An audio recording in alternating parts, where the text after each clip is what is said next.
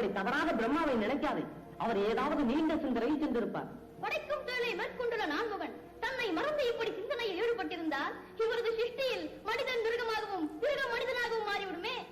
முருகா, நாமோ சிறு பிள்ளைகள், அவர்களும் பெரியவர்கள். சிறியவராயிருந்தாலும் பெரியவராயிருந்தாலும் பணிவுக்கு பதில் பணிவு காட்டாவிட்டால் அதற்கு பாடம் கற்பித்தே ஆக வேண்டும். வேண்டாம் வேண்டாம், விளையாட்டு விபரீதமாகிவிடும். அப்படி ஒன்றுமாகாது.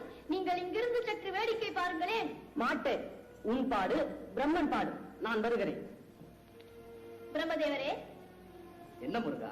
திசைக்கு ஒன்றாக 4 முகங்கள் இருந்தும் கூட நான் பணிந்தது உங்களுக்கு தெரியவில்லை அல்லவா?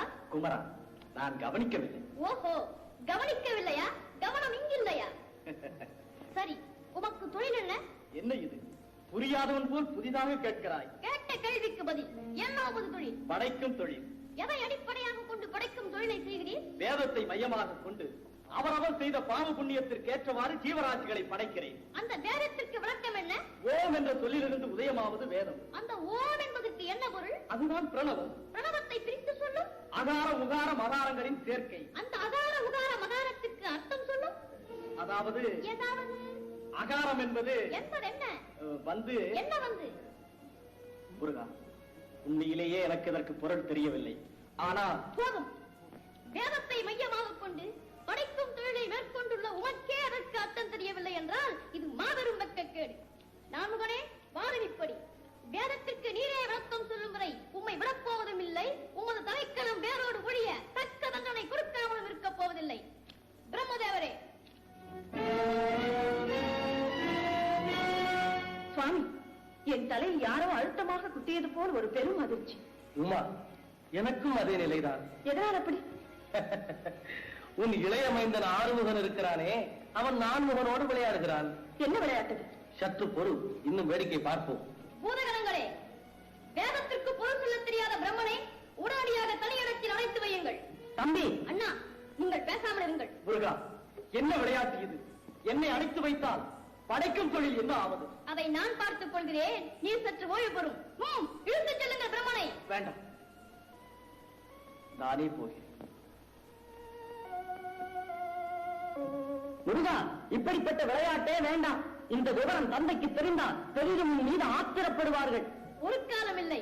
பிரணவத்திற்கு பொருள் சொல்ல தெரியாத பிரம்மனுக்கு தக்க தண்டனை கொடுத்தார் என்று அன்னையும் தந்தையும் என் மீது ஆனந்தமே அடைவார்கள். குமரா, உன் பிள்ளை விளையாட்டை பிரம்மனிடம் தான் காட்டுவதா? அதைவிட மும்மூர்த்திகளில் ஒருவராக விளங்கும் நான்முகரை நேற்று பிறந்த நீ தலையில் குட்டுவதா? உன் விளையாட்டிற்கு அளவே கிடையாதா? போன வேடிக்கை. உடனடியாக பிரம்மனை விடுதலை செய். அன்னையே, நீங்கள் ஆத்திரப்படும் அளவிற்கு அடாத செயல்களில் நான் ஈடுபடவே மாட்டேன். நடந்ததை கேளுங்கள். பிறகு நான் செய்தது சரியா தவறா என்று நீங்களே முடிவு கூறுங்கள். எல்லா விவரமும் உன் தந்தை சொல்லி தெரிந்து கொண்டுதான் நானும் இங்கு வந்திருக்கிறேன். பெரியோர்கள் பேசி தீர்த்துக் கொள்ள வேண்டிய பிரச்சனையில் சிறுபிள்ளை நீ எதற்காக தலையிடுகிறாய்? தாயே, பெரியவர்கள் பெரியவர்கள் என்று அவர்கள் செய்யும் தவறுகளை நாம் மறைத்துக் கொண்டே போகவும் கூடாது. அதுதான் மன்னிக்க முடியாத தவறு. முருகா, பயமற்ற தைரியம் வந்துவிட்டது. அத்துடன் பேசவும் கற்றுக்கொண்டாய். தாயே, வேதத்திற்கே நாயகனின் தந்தை, வல்லமைக்கே தலைவியான சக்தி எனது அன்னை. பிறகு பேச்சையும் தைரியத்தையும் விலை கொடுத்தா வாங்க வேண்டும். சரி, உனது அன்னையின் கட்டளை. உடனடியாக பிரம்மதேவனை விடுதலை செய். மன்னிக்கவும். தவறு செய்தவன் தண்டனையை அனுபவிக்க வேண்டும் என்பது தத்துவம். அப்படியானால் பிரம்மதேவனை விடுதலை செய்ய மாட்டாயா? மாட்டேன் என்று நான் சொல்லித்தான் தெரிய வேண்டுமா? அந்த அளவுக்கு பெரியவனாகி விட்டாயோ? பெரியவர் பிழை செய்யும் போது சிறியவன் பெரியவனாகி விட வேண்டியதானே? கந்தா, பிடிவாதம் வேண்டாம். தவறு செய்தவருக்காக தாங்களும் பரிந்து பேச வேண்டாம். சரவணா. வேலவா, தவறோ சரியோ முறையோ அன்னை தந்தை கட்டளையை ஆறுமுகன் நிராகரித்தான் என்ற அவச்சொல்லுக்கு ஆளாகாது. உடனே பிரம்மனை விடுதலை செய். யாரங்கே? அடைத்து வைத்திருக்கும் பிரம்மதேவனை உடனடியாக விடுதலை செய். சண்முகா, நீ மட்டும் என்னுடன் வா. உன்னோடு நான் தனியாக பேச வேண்டும். தாயே, தம்பிக்கு நான் அப்போதே சொன்னேன். இப்போது தந்தையின் கோபத்துக்கு ஆளாக போகிறான். விநாயகா, ஒரு தத்துவ நாடகம் ஆடுகிறார் உன் தந்தை. அதற்கு தலைவன் தகப்பனா பிள்ளையா என்று சற்று பொறுத்திருந்து பார்ப்போம். குமரா, என்னதான் சமாதானம் கூறினாலும் படைக்கும் தொழிலை மேற்கொண்ட நான்முகனை நீ சிறை நடைத்தது மாபெரும் தவறு. தந்தையே, தங்கள் அருளிலே தோன்றிய நான் ஒரு காலம் தவறு செய்யவே மாட்டேன். வேதத்தை கற்று மறந்தவன், அதை பிறருக்கு எடுத்து உபதேசிக்காதவன், அவசரத்தோடு பாடியவன், அதற்கு விளக்கம் சொல்ல தெரியாதவன். இந்த 4 குற்றங்களில் ஏதேனும் ஒன்றை செய்தாலும் சிந்தித்து சிந்தித்து மீண்டும் திருந்துவதற்காக அவனை தனியே காராகிரகத்தில் அடைத்து வைக்க வேண்டும் என்று தாங்கள் தானே ஆகம சாஸ்திரத்தில் கூறியிருக்கிறீர்கள். ஆம், நான் தான் கூறினேன். அதை இல்லை என்று யார் மறுத்தார்கள்? இப்போது உங்கள் வாக்குக்கு உயர்வு கொடுக்க வேண்டும் என்ற நோக்கத்தோடுதான் வேதத்திற்கு விளக்கம் சொல்ல தெரியாத நான் உங்களை சிறையில் அடைத்தேன். இது எப்படி தவறாகும்? நீ சிறுபிள்ளையாயிற்றே. பிரணவத்துக்கு பொருள் கூறினால் உனக்கு புரியுமோ புரியாதோ என்று பிரம்மன் மௌனமாயிருந்திருக்கலாம் அல்லவா? அறியாத பிள்ளை தெரியாத விஷயத்தை கேட்டால் ஆய்த்து மறைந்த பெரியோர் அதை எடுத்து சொல்ல வேண்டியது கடமை அல்லவா? சொன்னாலும் உனக்கு புரியாத வயது. அறிவிற்கும் வயதிற்கும் சம்பந்தமே இல்லையப்பா. ஓஹோ, நீ அனைத்தும் அறிந்தவனோ? தங்களால் ஆக்கப்பட்ட சாஸ்திரம் வேதம் சகலமும் அறிந்தவன் நான். அப்படியானால் வேதத்திற்கு உன்னால் பொருள் கூற முடியுமா? கேட்பதற்கு நீங்கள் தயாரானால் சொல்வதற்கு எனக்கு தடையில்லை. எங்கே சொல் பார்க்கலாம். வேதத்தை சொல்பவர் ஆசான், கேட்பவன் சீடன் அல்லவா?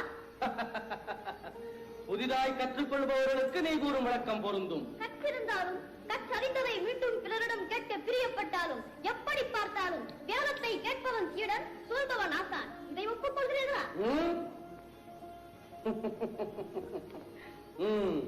சரி, ஒப்புக்கொள்கிறேன். அப்படியானால் நீங்கள் கை கட்டி வாய்ப்புத்தி சீடனாக மண்டியிடுங்கள். நான் ஆசானாக அமர்ந்ததை உபதேசிக்கிறேன். நான் தந்தை, நீ மைந்தரடா, அதை மறந்து விடாதே. அது உறவு முறையில் உன்னை ஆக்கியவனே நான். காரணத்தோடு படைத்தீர்கள். எப்படி பார்த்தாலும் உன்னிலும் உயர்ந்தவன் நான். இல்லை, தங்களை விட உயர்ந்தவன் நான் தான். எப்படி? தந்தையே, நீங்கள் பஞ்சாட்சரன், நான் சடாட்சரன். சிவாய நமவென்று உங்களுக்கு 5 எழுத்து, சரவண பவை என்று எனக்கு 6 எழுத்து. போதுமா? இன்னும் விளக்கம் தேவையா? பொல்லாத பிள்ளை. சரி, வேதத்தை சொல்லு. சீடனே, அவரு